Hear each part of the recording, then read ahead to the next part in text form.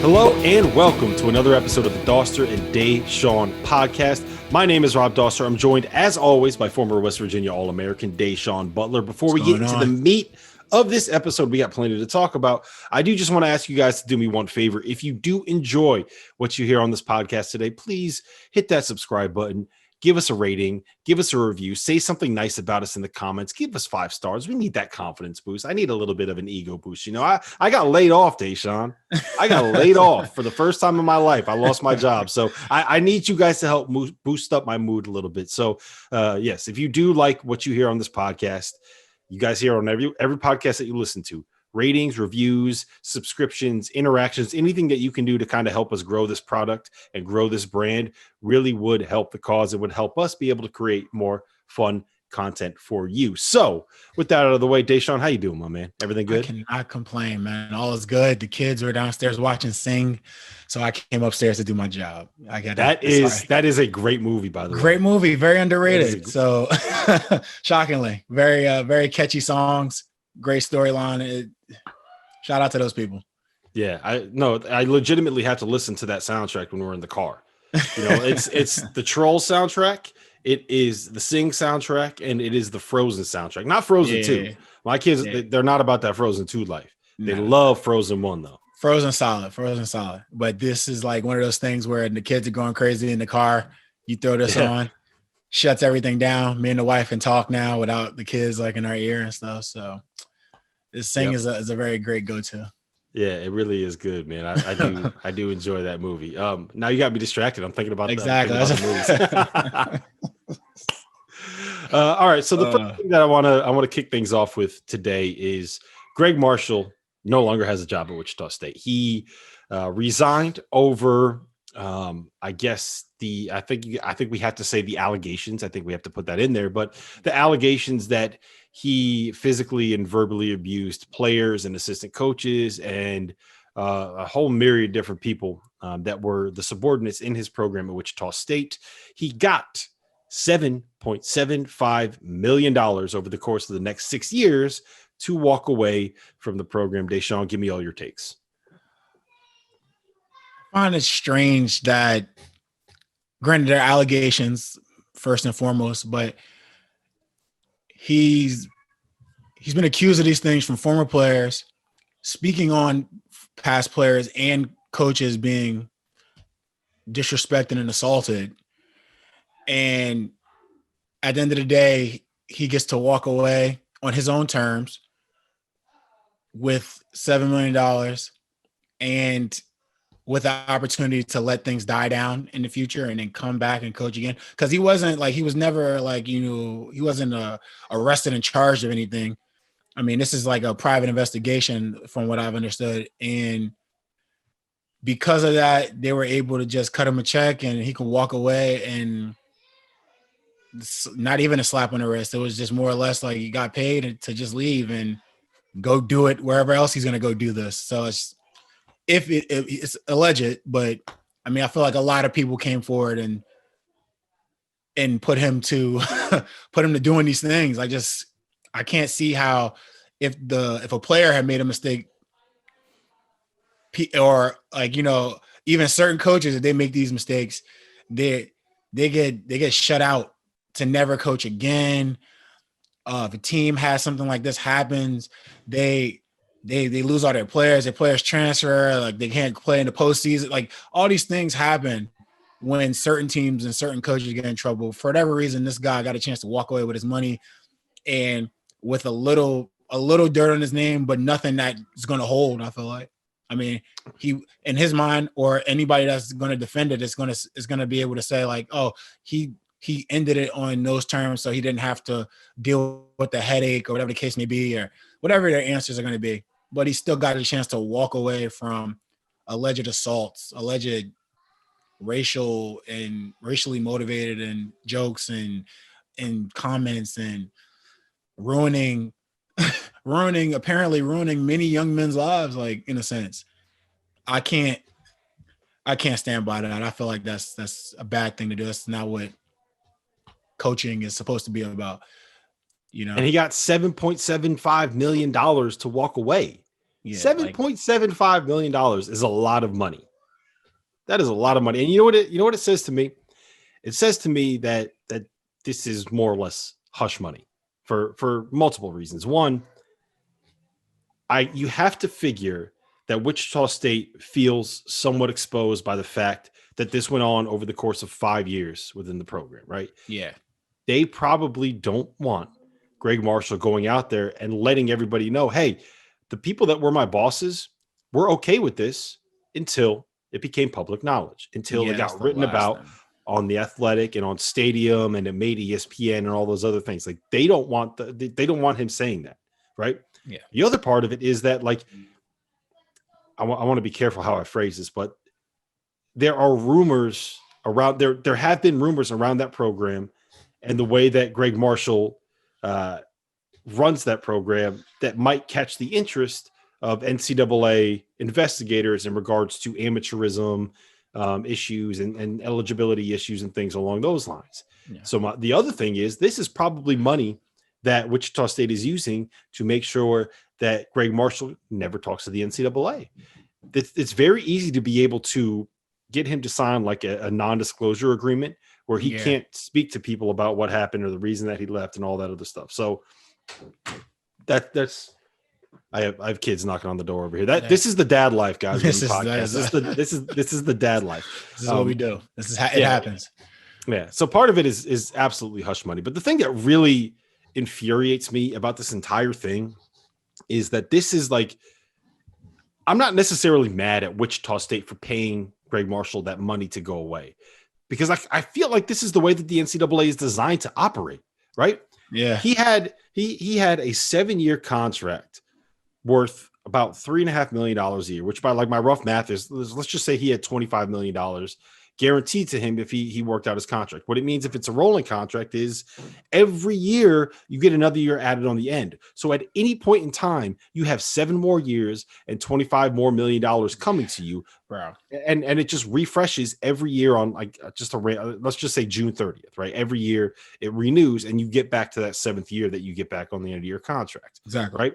So he had all of this money guaranteed to him, which, like, by the way, is not all that off from what like the market rate would be for him if he was just to go out and, based on his resume, to go out and try to get a coaching job. Like, he probably could have gotten paid more than that if he went out and tried to find somewhere else to work. So yeah, most definitely. But he found his niche in a spot like that. Like, yes, where he's loved and he's a god and he's the king of Wichita. So you have that guaranteed money coming in. And when you're going to fire somebody with cause, you have to be prepared for the legal ramifications. In the legal case, like, Gregg Marshall's not going to just like sit down and let that money float off into thin air, right? He's going to go fight for it. He's going to hire a lawyer that could charge him all of those billable hours to go and fight with the lawyers that Wichita State hires, who are going to charge that university the billable hours.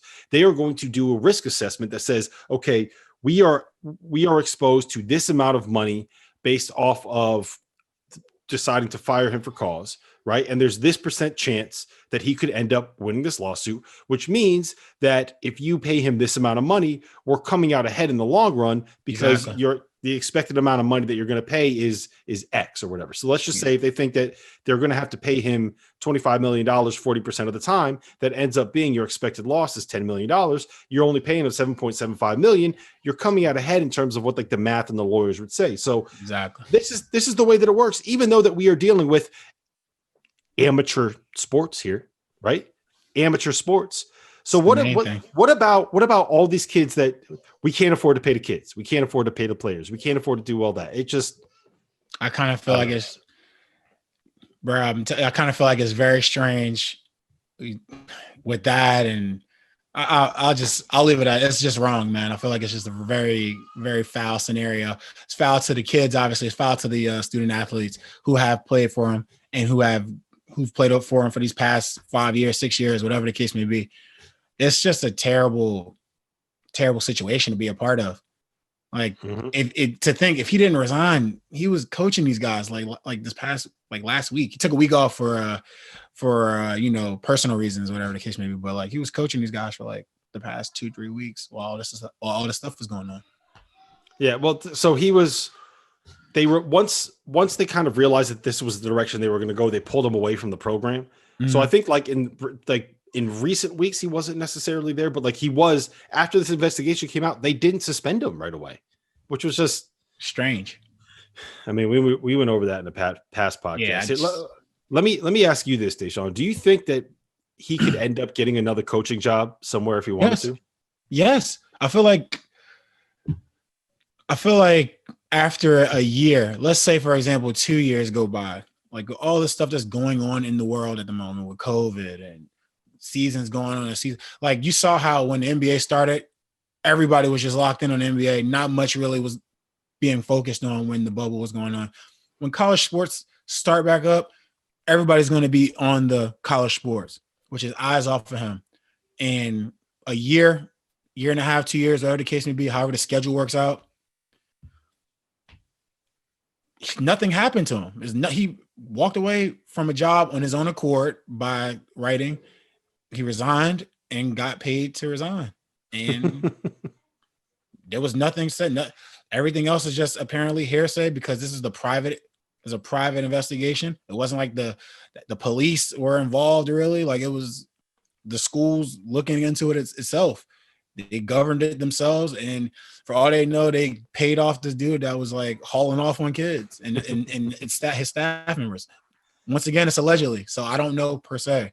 I'm just saying in general, like that's what it sounds like when you say it out there. It's just this guy potentially punches players and uses racial jokes and slurs and bullies his players and chokes his assistants and he got $7 million and he got a chance to walk away.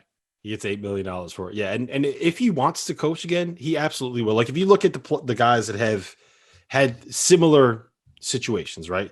Billy Gillispie left Kentucky for a number of reasons, ended up at Texas Tech, right? Yeah. He ends up getting fired by Texas Tech because of a very similar investigation done by Jeff Goodman, the same guy that brought down Gregg Marshall.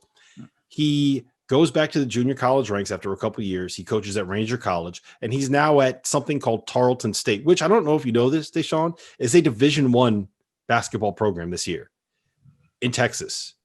Tarleton State. I've never heard of that. But Billy Gillispie is the coach. He's going to be coaching a Division I basketball program this year. Bob Knight got fired by Indiana for a whole bunch of reasons. One of them was the fact that he choked out a player on his roster. Right. And within a year, he was hired by Texas Tech. He got another job. Dave Bliss, who was the head coach for what I think is the single worst scandal in the history of college athletics. People that don't know what happened with Baylor, like just Google it, man. It's awful. I really don't want to go down that road. I'm trying to have positivity in my life at this point. Yeah. Dave Bliss got a job coaching in the D League. He got a job coaching high school basketball, and he ended up coaching I think it was like Southwestern Christian Missionary College or something, whatever it was. He found another job in like the lower levels of college basketball. So if Gregg Marshall wants to, he'll find another job because one, he's good enough, and two, there's no video of what happened. Yeah, right. It's not like whole like the basketball's being thrown at the player thing with my guy with Mike Rice. Yeah, but geez, bro, like to think. And I don't want to come off like, I don't want you to take care of yourself or your family. I just feel like that avenue where you cross like a physical barrier with your players and staff members, I kind of feel you shouldn't be allowed back. You shouldn't be able to do that. You shouldn't be able to be back in front of you. And who knows? Like I said, I don't know if he did it or not. I've been in basketball a long time. I've run into some disgruntled basketball players that'll say and do anything too. Like I've been around it. But when you can rely on the words of those guys and staff and then go past that to former schools and former universities and get other guys that like, it's one thing if like these guys were like a year apart or 2 years, like we're talking about like 7+ years apart from one another. Mm-hmm. Link up to find out like, yeah, he did the same thing to me. Like we can't have that. Like not when we're dealing with amateur basketball. You know, it's when it's amateur basketball. These young student athletes. That's the big thing, man. Shouldn't have to deal with this. You know, they're supposed to go to college, get a great experience, learn about life, play the game that they love for all the people in the university. And they shouldn't have to get hands put on them and not get paid and all this other stuff that they have to do. So, yeah. So, I think we just about covered it all with Gregg Marshall. It's just it's infuriating. I think it should be embarrassing for Wichita State that they got to this point. It's infuriating that this is the system that we created. It drives me fucking insane that we keep hearing about how we don't have the money to pay the athletes, and then coaches get $7.5 million to walk away after punching a kid in the back of the head. And someone like Will Muschamp gets, what does he have? A $13 million buyout for being terrible at South Carolina. But like, hey, God forbid that we decide to pay the actual labor and the actual talent that is out there performing on a daily basis. It drives me crazy, man. So let's talk about something that's a little bit more beneficial to our mental health, and that is COVID-19 in college basketball in 2020. the segue.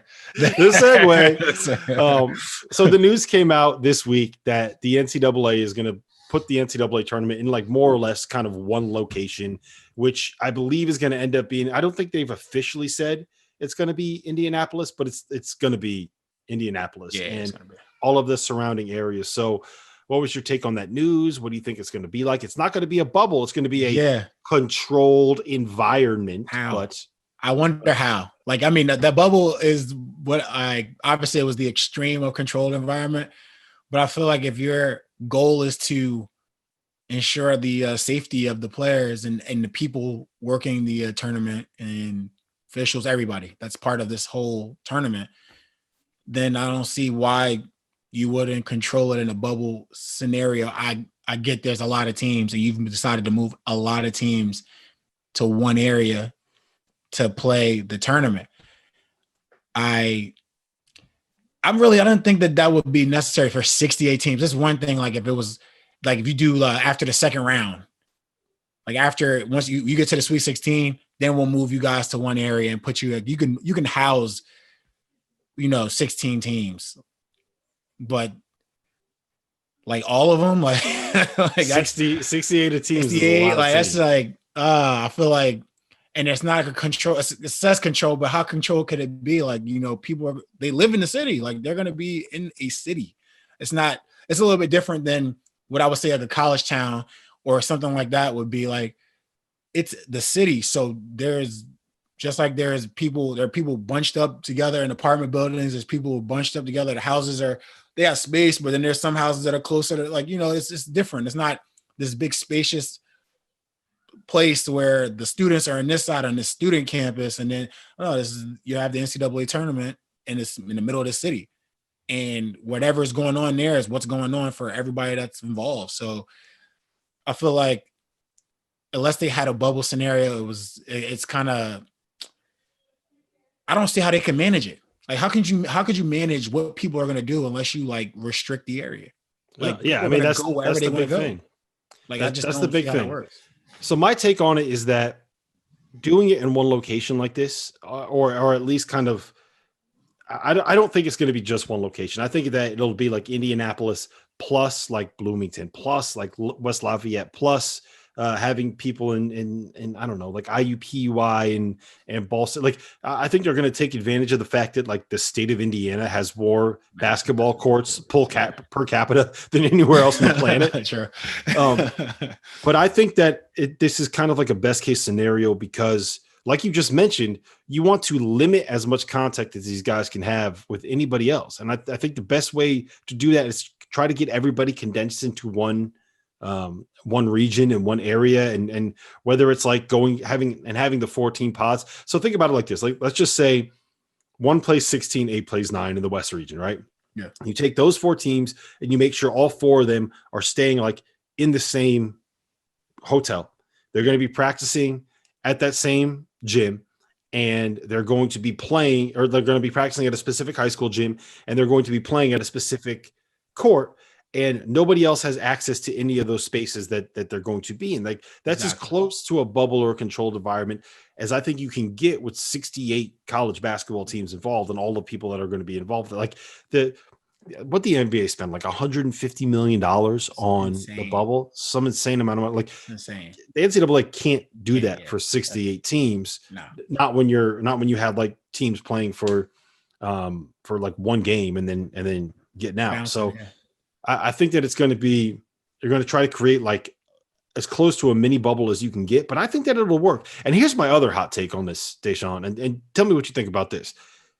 For the bubble, I think the best part about it was like it was all about the hoop, right? It was all about ball. Yeah, That's definitely. why you saw teams like Miami who are all about ball and all about hoop and all about playing and all about winning. That's why you saw guys like Jimmy Butler kind of having the most success in this situation. Like it turned into nothing but the competition. And the teams that were built around like being about nothing but the competition really had that success. So I think that it's obviously going to suck not having fans in the arenas, and it takes away from the experience for some of these players. And, I really feel for the seniors that don't get to have the senior year that they thought they were going to have playing typical college basketball. That sucks. I feel bad for 2 years in a row. Yeah. Right. But if you put them in a situation where it's almost going to be like an AAU tournament, like think about I'm sure you played AAU growing up. Yeah. Like just think about going to like the hoop group events where you would play like you would have like the group play or whatever on like you get there on like a Friday morning and you play like the group play stuff on Friday, on Saturday, and then you end up winning your group. And then on Sunday, you just kind of play like the tournaments. Maybe you play 4 games in one day, but you're all kind of in this one spot. You're all in the one gym. You're watching the other like quarterfinal game. If you're in the semifinals, you're sitting there like scouting, whatever. And it turns into this thing where it's just all about the competition, all about the hoop. And I think that we're going to see a little bit of that with this NCAA tournament. So I do think that there is going to be part of this that will be unique and fun and special if you can embrace the idea of it being what it is. But I hope that people can kind of like buy into that, because there is part of this that can be fun and can be really competitive. No, trust me. I definitely agree with you. It's basketball at the end of the day, regardless of how you dress it, where you put the guys, how the scenario works. You want them to be in the best scenario possible so that you don't have these like little mishaps where someone has to miss a game because they tested positive because they had to go to Five Guys or White Castle or wherever it is in Indiana, whatever happened in Indianapolis. Like they had to go to White Castle and grab a burger and they get sick and then have to miss a game. So obviously, hold on. Let me just tell you one thing. I understand if you have to go to Five Guys because Five Guys is delicious, but like if anybody has to go to White Castle, like I don't you need to start readjusting your priorities. I don't know who these people are, but they're out there though. They're there. There are people that do these things. So like I'm all like, when it comes down to it, if everybody's healthy and safe, man, that's all it's going to come down to is the basketball. And these guys, regardless of how it's dressed, like I said, they might not have the fans. They might not have the surroundings that they were used to having. They're going to get on the court and ball out either way. Like that's what basketball players do. So at the end of the day, it doesn't matter if it was a packed gym like I had when I was in college or in high school games, or if it was AAU like I had where there wasn't many people there and there were numerous games going on around, or it was just an empty gym and just us and the other team. It doesn't matter. Basketball players are going to go out there and play ball. So. Yeah, I mean, we've seen some of this with like these preseason tournaments anyways, right? Like the Puerto Rico Invitational or the Bad Boy Mowers Classic in whatever, or like the Orlando, who cares? They're basically empty. But I still love the basketball on Thanksgiving all day. I love watching it. I watch it every year. We all watch it every year. The Wooden Legacy has nothing but like 6 parents in the stands, but it ends up being great basketball, right? So that's about it. So I do think I do think it's going to end up being beneficial that they made this decision. I think it was something the NCAA had to do. I'm happy that we're finally seeing them like take some progressive steps to try to create a situation where we can make this season happen. Yeah, so, like, and that's a good thing. Just plan ahead. You have that. Now we have that vision. We have something that we can look forward to. Like, all right, cool. Obviously, there may be some stop and go during the season, but if everybody takes care of what they're supposed to take care of, we have like a legit goal at the end of this year where we can be part of that 68 teams. I mean, I'm excited to see some good basketball. I'm not gonna lie to you. I've been waiting to see basketball. So you're telling me. You're telling me. Honestly. One thing that I do think is important to note that I've kind of like just heard in some of the conversations I've been having with coaches and people around basketball is like, don't necessarily be married to the idea that the tournament is going to be the same format as the tournament that we've become accustomed to. And what I mean by that is typically what it is, like you have Selection Sunday on a Sunday, then that Tuesday and that Wednesday you have the playing games, then that Thursday, that Friday you have the first round games, and that Saturday and Sunday you have the second round games, then the next Thursday and Friday Sweet 16, next whatever on like that. Exactly. I think there's going to be a little bit of a window between Selection Sunday and the start of the actual tournament, just because you want to be able to make sure that nobody is testing positive, right? Exactly. I feel like, and I also, what is it, 14, 15 days to start? I don't think that they would wait that long. I think that it would probably be like closer to maybe a week. I'm spitballing here. I don't want people to take this as me kind of throwing it out there as gospel or reporting anything.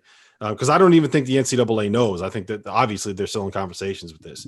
But I would not be surprised to see it be a situation where, you know how we got to the tournament and it was like, or I'm sorry, the NBA playoffs, and it was like we literally had games every other day. So when you got to the Western Conference Finals, it would be like game 1 East, game 1 West, game 2 East, game 2 West. Exactly. And there was a game every single night.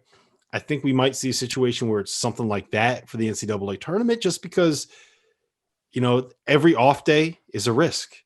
Every extra day that you're there unnecessarily is a risk. So I would not be surprised to see it like them condense it as much as possible to try to knock this thing out in 2 weeks. Now, like that could be an issue with some of the broadcasters. Like I'm sure that CBS and Turner love having like all day Saturday for Elite Eight games and all day Thursday and Friday for those first NCAA tournament games. The other thing that will be interesting is that there's going to be more time between the games that needs to happen in order to like sanitize locker rooms and sanitize benches and sanitize scores tables and do all the things that you have to do to make sure that like we kind of mitigate the spread. So like, and the other part of it is, you know, when we have games in West Coast locations, you know, then you have like the midnight tip. If everything's in Indiana and everything's East Coast time, are you still going to have like the midnight tips? So I would not be surprised to see like games starting at 9 a.m., which would be awesome. Well, look, as someone that got no one's complaining. you know how I feel on this. Like as a dad, I'm up at 7 a.m. like every damn morning, Da'Sean, every damn morning. Yes. So if we get basketball starting at 9 a.m., like I'm not going to be complaining about that. I'll be sitting there reading my Peppa Pig books, watching, have her put Sing on an iPad at 9 a.m. and I could lock in, I'll be good to go with that. So just be ready. That's a long way of saying just be ready for like a different schedule and a different kind of format for what the tournament is. Before we go any farther, I do want to ask you a question because we talked about AAU basketball. I want your best AAU basketball story. And while you think of it, I can give you a good one right now while you can think, because this is my favorite. I can throw you one out there afterwards, but go ahead. All right. So the team that I played for was called Connecticut Gold. And like we were pretty good back then. Like I wasn't that great, but the team that I played for was pretty good. Like we had, remember Tim Abromaitis at Notre Dame? Yeah. I played against him a couple years ago, actually. And he's in Spain. So I played against him. Gran Canaria or whatever it is. No, actually, what do you call it? I can't even think of the name of the team right now. But it's out in it's past the Gran Canaria Islands there. Yeah. Yeah, it's funny, man. Like he all his Instagram posts and Twitter posts are all in Spanish. I'm like, wow, man, like you're fully a Spaniard right now. All he needs is the neck beard to grow out. He won't do that. Yeah, but so we had a guy go to LaSalle, we had a guy go to Marist. Like we had a really good AAU program that I just happened to like be on. Right. And it was perfect for my style because all we did was run up and down and shoot a bunch of threes. So like you never see me play, but just imagine like Marshall Henderson, except not very good. Like you got that in your head. I'm trying to picture it. Marshall Henderson, but not very good. But so we played DeJuan Wagner's AAU team at I think it was like some hoop group event in Philly, right? But like DeJuan doesn't show up for the first half. Like he kind of strolls in like late second quarter, like Tim's untied, like looking as New Jersey as you could possibly look with like the baggy jeans, whatever. And so like he comes strolling in, right? Laces up his shoes, comes out for the second half, has 35 in the third quarter, right? And then he's gone. Like he doesn't even play the fourth quarter. He puts his shoes back on and he's like, all right, we got this win. All right, I'm out. So And that was one of the moments in my life when I was kind of like, well, basketball is not going to be a thing for me for that long. Because if that's what you got to be able to like be great at basketball, like that ain't me. Not even close. 35 in one quarter in an AAU game. That's unbelievable. Impressive. Unbelievable. All right, give me your best AAU story. All right. So my A team was at the time it was the Jersey Cyclones. And we had a 16-year-old team and a 17-year-old, actually 15-year-old team and a 17-year-old team. And our 15-year-old team got knocked out early. And it's not uncommon for the coaches to say, hey, you want to play up? We need you to play up because we need some guys. So they took me and one of my teammates and we played up 17s when I was 15. And playing really well in West Virginia, where the tournament's being held at, the Jam Fest. And my team ends up going to the championship.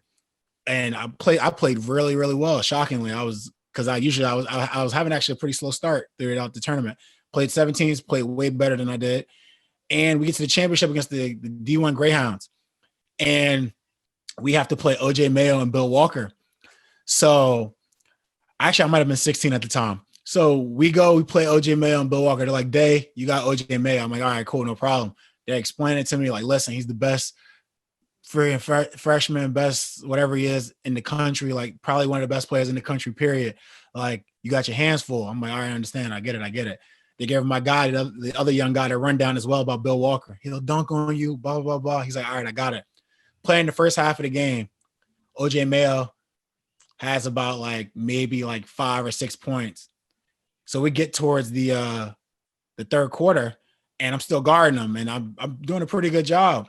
And Carl Towns Jr., his dad, Carl Towns Sr., was my 15s coach, my 15 and under coach. So he's not coaching during his game. He's in the crowd watching the game.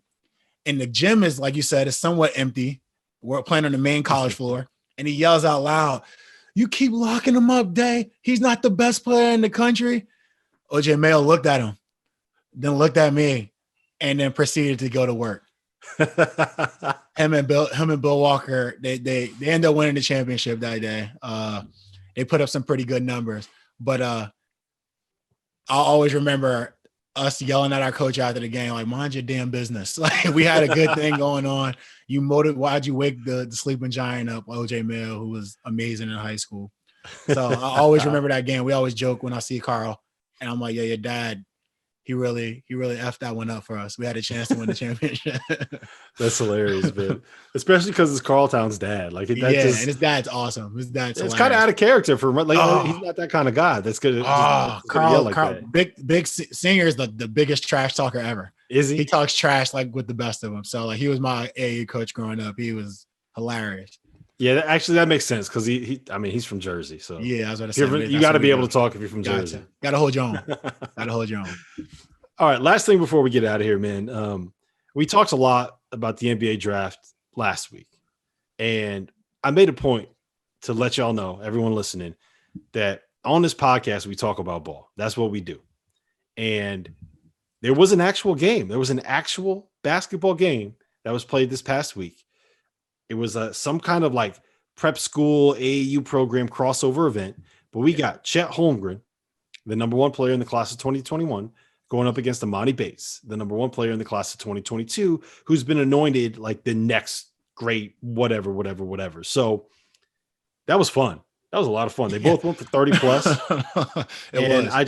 I'm just kind of curious, did you watch the game? What was your takeaways from it? Did you see Chet Holmgren pointing to his chest, going, "It's all right here. I got this, pointing to his heart." So give me all the takes on that game and Chet Holmgren and Emoni Bates. Actually, let me frame it like this. This is probably a better setup. I'm not a veteran podcaster over here. Would you take Chet Holmgren and Emoni Bates number one in the 2020 NBA draft right now, tomorrow? Tonight when this airs. Would you take no disrespect to any of the players that are in the draft this year, but yes, I would definitely take Emoni number one. Me personally, I'm a big fan of his. The skill set at his height, what is it, 6'9", 6'10"? The skill set at 6'9", being able to move and handle the basketball and do all the things he can do, shoot, all these things that he can do is great. But Jeez, he's a dog, bro. He just like competes. He lets you know he's there. Like he's not just like playing and going about his business and just keeping his head down. Like he scores and he lets you know he's there. Like, and you better do something or he's gonna keep doing it. Like the mentality, it reminds me so much of, and I know you didn't want to just throw out names, but like I could just see like a more vocal Kevin Durant, if that's possible. Yeah. Like Kevin Durant, when he was like in high school and especially his year in college, when he was scoring the ball, like he let it be like, I'm scoring on you. Like you're the person I'm scoring on, to the point where it would just deflate defenders and deflate teams. Like I feel like Emoni has that kind of like talent.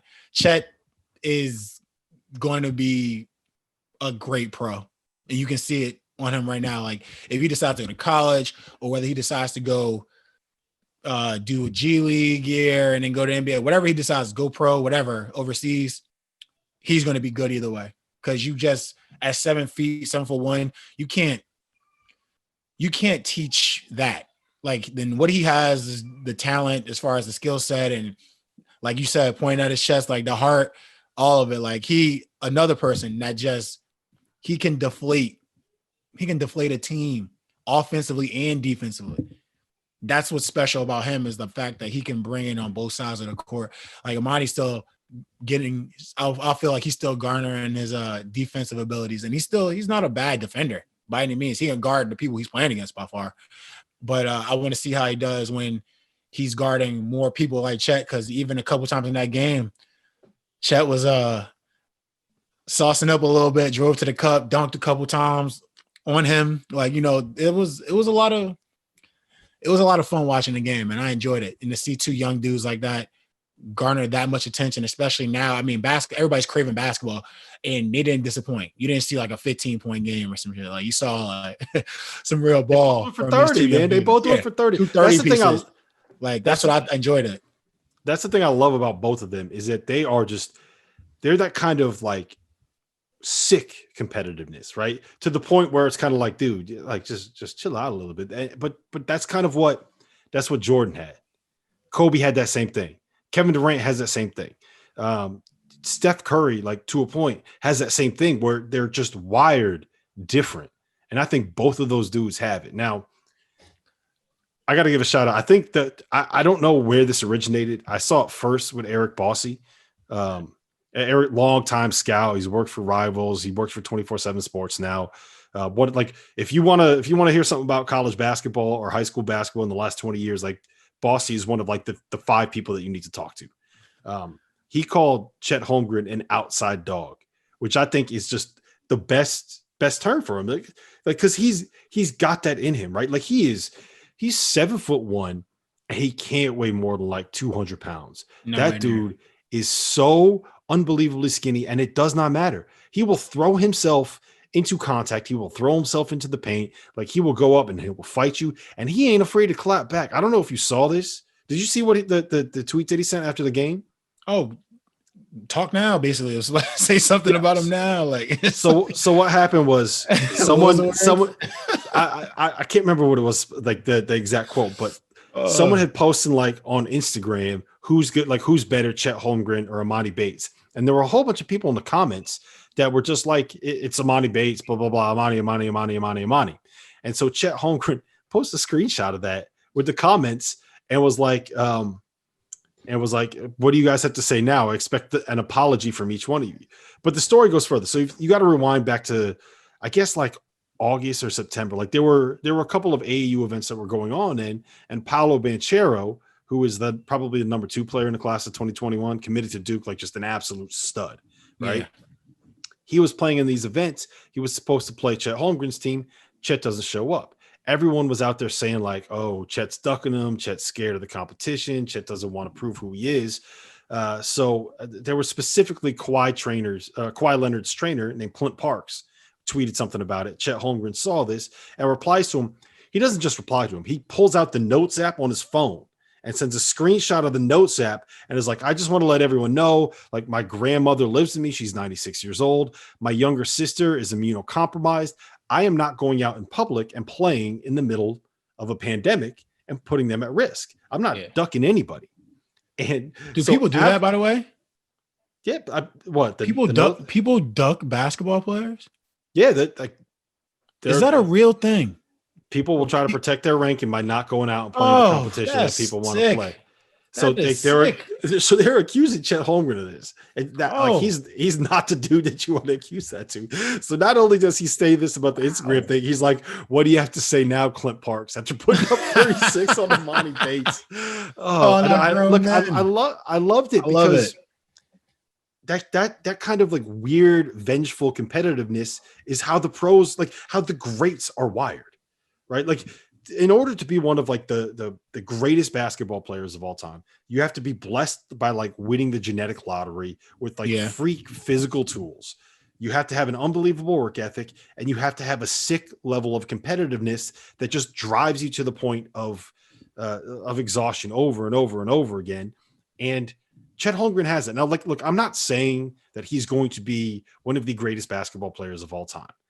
What I'm saying is that trait in him is why I buy into the idea that this 7'1", 200-pound white kid from Minnesota has a chance to be like an unbelievable NBA player, all-star, somebody at that level. So, I love everything about Chet Holmgren. When it comes to Emoni, so when you watch him play, it just screams Kevin Durant to you, right? But my thing is like Kevin Durant's probably 6'11", 7 foot with like a 7'5" wingspan. Emoni's like 6'9" with a 6'10" wingspan.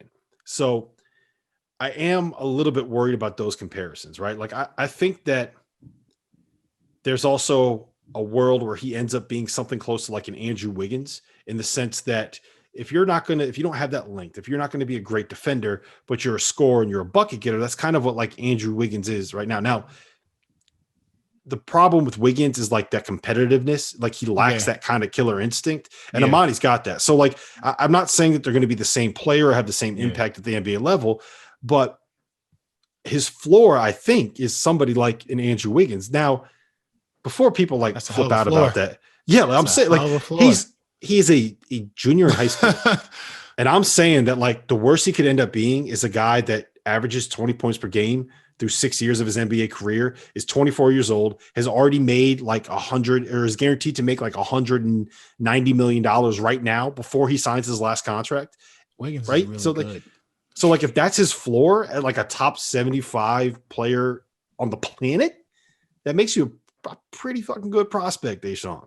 Yeah, but think about this though. You're saying that his floor at the moment is Andrew Wiggins, and he's only 6'6", 16, 17 years old. Yeah. Like, that's why I feel like I understand your point with the Kevin Durant thing. Like Kevin Durant at what he is right now at this moment, the finished product, like height and weight, build and everything, like he's not that.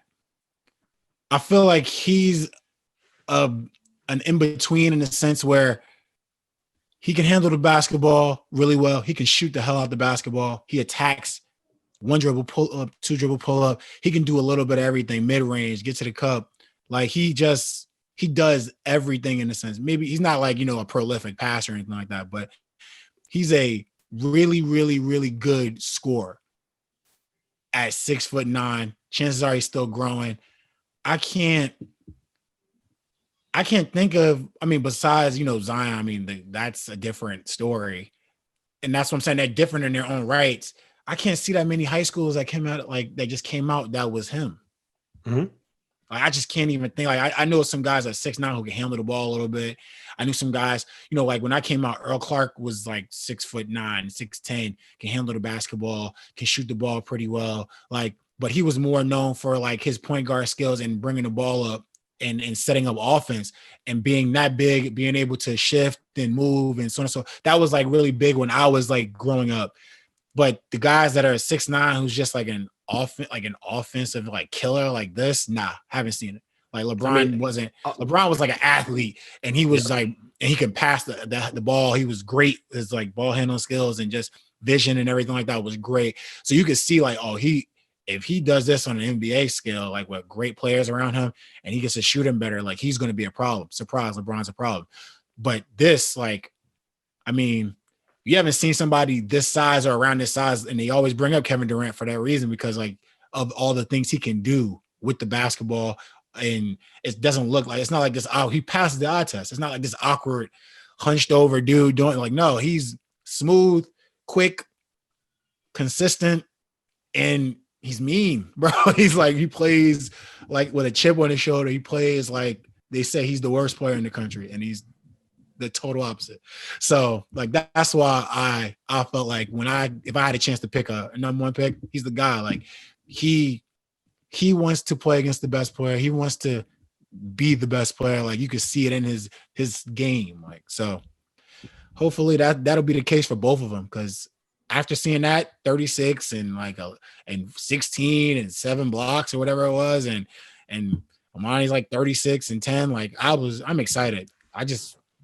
That made me want to watch basketball immediately. Like, who else is playing? Like, I'm looking for high school games on television. It was the same thing for me. Dude. It was the same thing for me. It's like that we don't see that. Like, we haven't seen that in a long time. And that kind of, and to circle up and to put a nice bow on this. Watch this. Watch this expert podcasting right here to put a bow on everything.